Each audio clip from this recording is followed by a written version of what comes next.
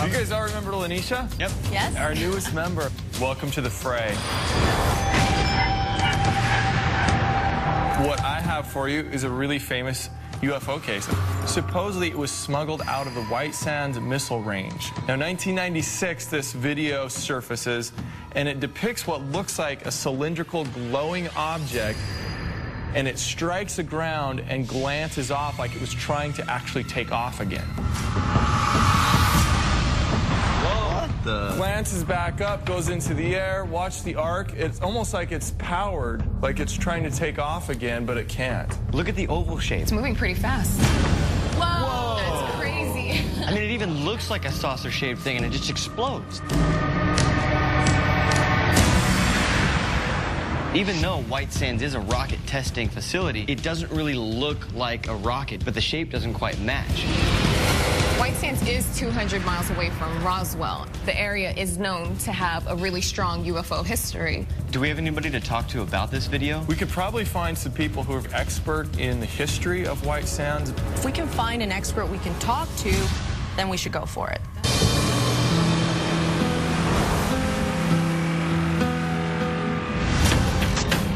White Sands, New Mexico, guys. I've never been here before. And the White Sands missile range, they're continuously testing new weapons, new missiles.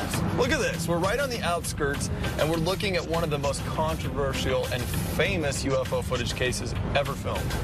Many people believe that this is secret government footage of an actual UFO crash that was leaked to the public.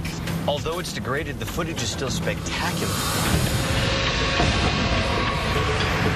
You get a large, bright, disc-shaped object. It's hurtling through the air, and when it hits the ground, it actually bounces back up. Yeah, like skips. Skips. When it comes back down, it completely disintegrates.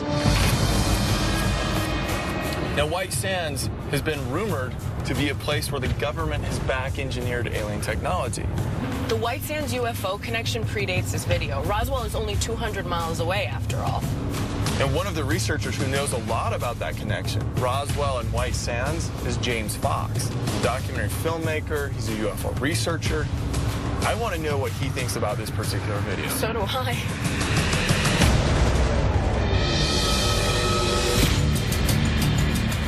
Hi.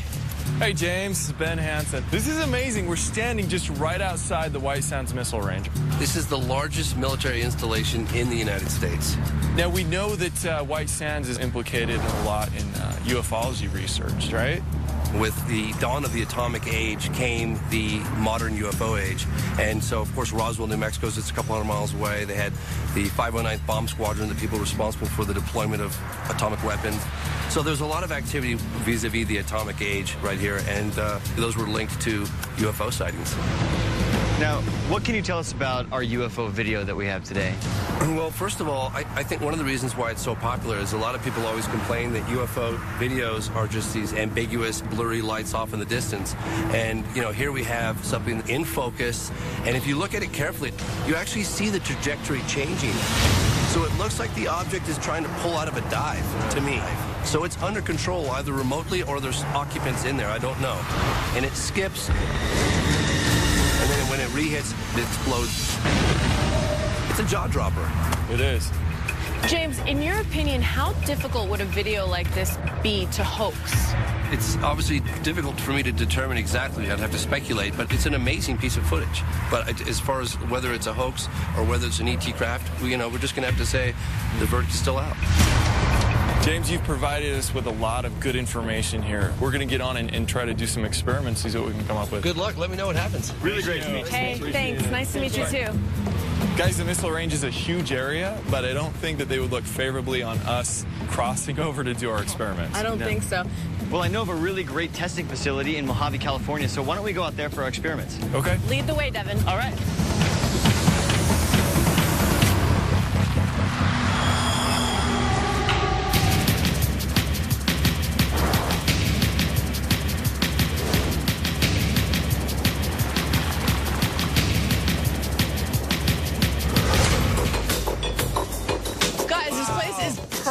There's plenty of room here to test all the more popular theories of the footage.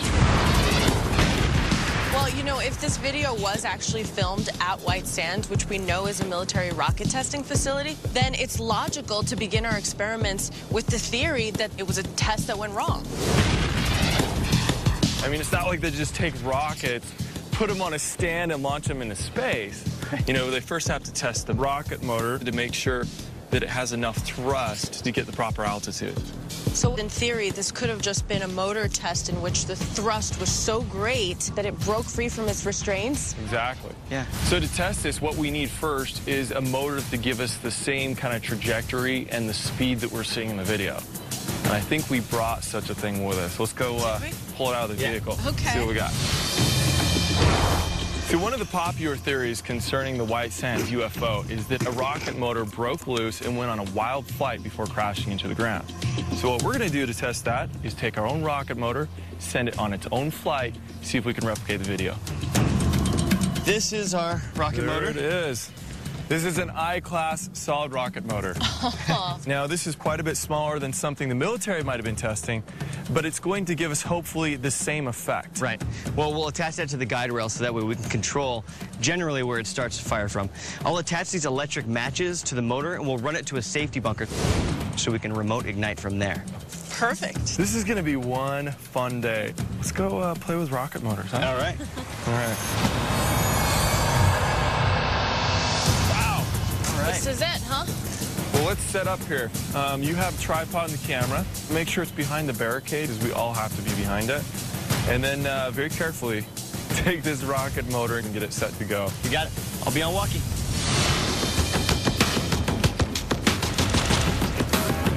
What I have here is a camera from the early 90s, and I'm setting it up a half a mile from our launch zone. That should give us enough distance for the proper framing to replicate the original footage.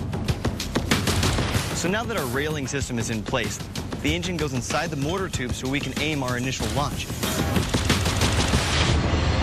All right, Ben, we're good to go out here. I'm going to head to the bunker and join you guys. Come on back. Jael's got the camera set up and we're ready to go.